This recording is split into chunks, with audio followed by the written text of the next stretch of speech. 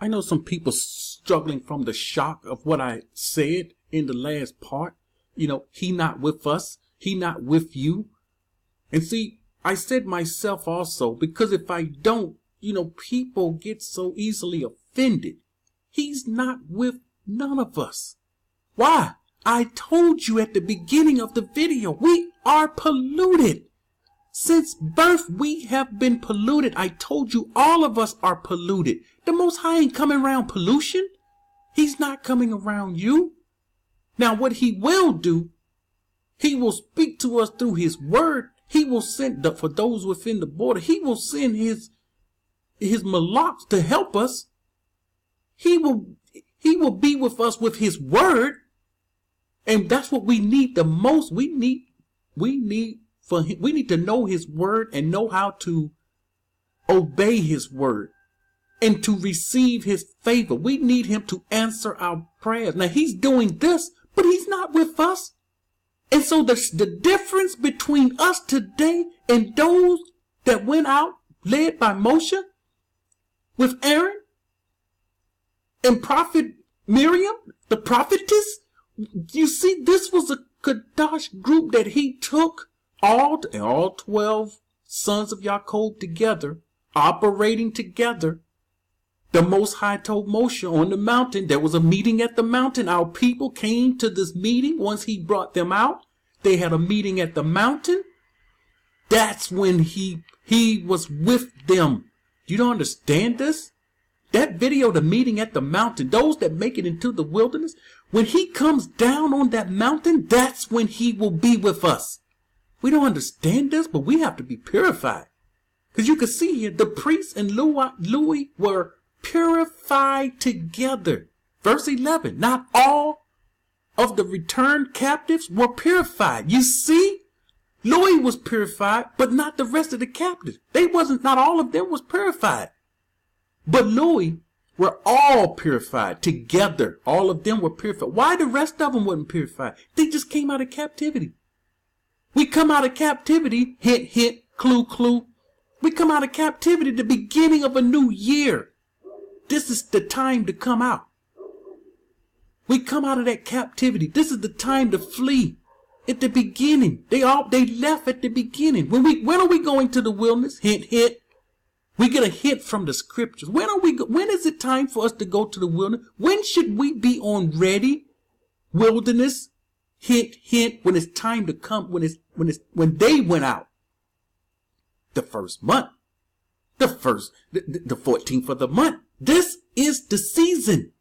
This is our fleeing season. That's why I told you. We're coming out of the winter months. We're soon to be going into the beginning of the year. This is the time of fleeing once again. And so here we see the people were together. He was with them. When we come back together and make that wilderness journey, he's going to be with us and lead us. We don't understand this. And in the wilderness, once cleansed, then we could keep Passover in the wilderness as time passed, if it be the Most High's will. He can tell us in the wilderness, no Passover, just offerings. But there will be offerings going on. So verse 12, and they offered the Passover lamb. Psah. Here we go with the offering. For all the returned captives and their brethren, the priests for themselves, and the people of Yasharal who came from the captivity ate. They ate it. So they did eat it. But the Lord, once again, they didn't have time to purify the rest of them because the time was short. They just got back. And here is Passover. When you go into the land, when it's time, it's Passover. When Joshua, when he led the people into the land, it was Passover. We don't know scripture. You see, if you study scripture, you already know this. This is something we've been known. And our people, we're concerned about the wrong thing. Where is the land? We shouldn't be worried. Where is the land? Here's the reason why. Why are you worried about the land? Is it where the Jewish people at today? Why are we worrying about the land? Is it in South Africa? Where is the land? Our people, where is the land? Joshua, when they came out of Egypt, they wasn't worried, where is the land? The Most High led them. Your first step, our first step, is to come out of Babylon. The next step is into the wilderness. He's going to lead us into the land at the right time. And most of us will be cut off. 2/3 will be cut off. And we're wondering, where is the land? Don't worry about the land. You're asking the wrong question when you're worried about the land. You need to be concerned about the wilderness, where we become completely clean. I want to bring a point here. My daughter, when we was running around with her playing sports, they had a very good team, and they had to win district, state, and then they make it to the championship game. Their coach told them, don't look at the end. Don't look at the championship game. Don't look at the land. Don't be looking for the land. Where is it? Where the location? You have to go through the district first. You have to go through the first round. You have to come out of her first. You have to get within the borders. You have to go into the wilderness. Here you go with the state. Now you're playing for the state. And then the championship, the ultimate, is the land, which we will be led in the land. So he told them nobody could talk about the championship game on the first 2 levels until they finished the 2 levels. In other words, don't be looking for the 3rd level. You hadn't even crossed the 1st level. Take one step at a time. Don't worry about where the land is. Who cares? Most of us are not going to make it. We need to be concerned about the wilderness. When people come asking about the borders in the wilderness, this is what you should be concerned about. See, we don't worry about some wicked channel, that 777 channel that say the land is in South Africa. We're not supposed to be in the land. The righteous know this. The wicked and the unlearned, they will be tripped up and fall flat on their face listening to these false teachers, and the fate that's coming to these false teachers will come to them. Don't be concerned where the land is. All right. I am on, verse 13. And the people of Yasharal who came from captivity aided all those who had separated themselves from the abominations of the people of the land sought Yahuwah. This is what you should be concerned about. The separation. This is your most important concern is your separation. I don't even want to discuss the land. Separation. Have you separated yourself from the abominations of the people? Have you separated yourself from the polluted land? We're having families preparing to come out now. We're having families coming in now. They have separated themselves from the abominations of the people and of the abomination of the land. Because you see, the people polluted, the land is polluted. And they sought Yahuwah and kept the feast of unleavened bread 7 days, rejoicing before Yahuwah. Now it's time to rejoice. You know, when they came out of Egypt, they crossed the sea, then they rejoiced. Because he changed the will of the king of the Assyrians concerning them, to strengthen their hands for the service of Yahuwah, the mighty one of Yasharal. So their hands had been strengthened for the service. All of this is the preparing for the service of the Most High. Zadok 8 and 12. Unless they observe to do according to the true meaning of Torah. You see, you have to be careful to do according to the true meaning of Torah until the period of wickedness, and to sever themselves from the children of the pit. Here is the separation. This is your most important concern. And to sever themselves from the children of the pit. You should be severing yourself from the children of the pit, and to hold aloft from the polluted wealth of wickedness. America is polluted with a wealth of wickedness under a vow and a curse, and from the wealth of the house of the Most High. So we have to sever ourselves. Let's look at this word, sever.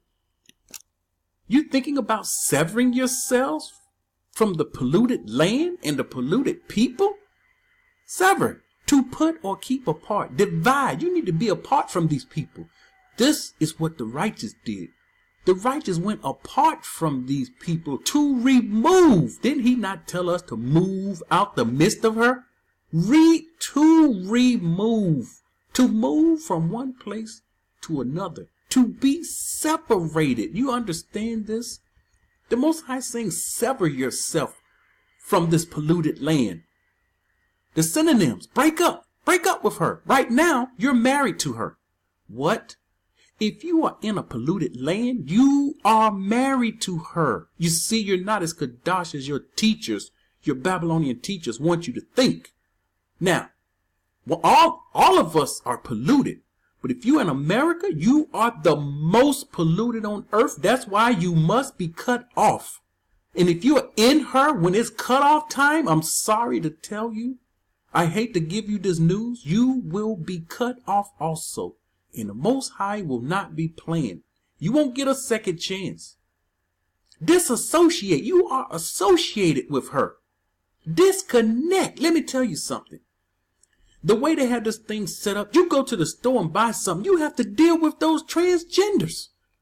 You have to deal with the gays and the lesbians. You are associated with them. You're making them rich. Renting from them. Buying from them.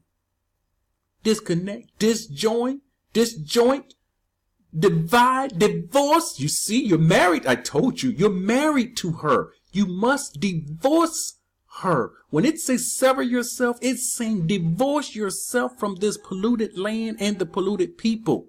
Now, here is a point for the Babylonian teachers that teach and believe we can keep the laws, statutes, and commandments in the land of our captivity and everything is all right. And the Most High going to gather us. You know, our people love to say that.